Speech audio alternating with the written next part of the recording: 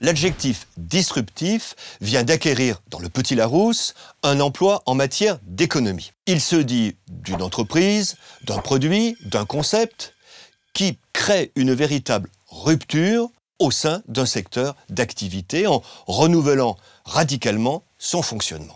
Cet adjectif était réservé jusqu'ici à des emplois très techniques. En électricité, une décharge disruptive s'accompagne d'une étincelle, et en biologie, on parle de la livrée disruptive à taches ou rayures de certains animaux. Par cet usage économique, notre adjectif se rapproche de la langue commune. De fait, on entend aujourd'hui parler couramment de décisions, de propositions, de politiques disruptives. Les puristes crieront à l'anglicisme. L'anglais disruptive a en effet le sens général de perturbateur.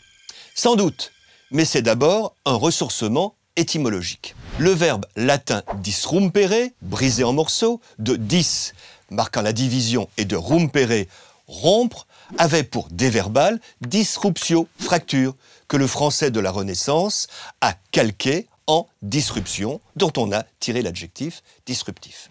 Technique certes, disruptif, de par son sémantisme fort, s'est prêté à l'usage métaphorique. Ainsi, on lit chez le philosophe Henri Bergson que l'instinct primitif subsiste, qu'il exerce une action disruptive, cela n'est pas douteux.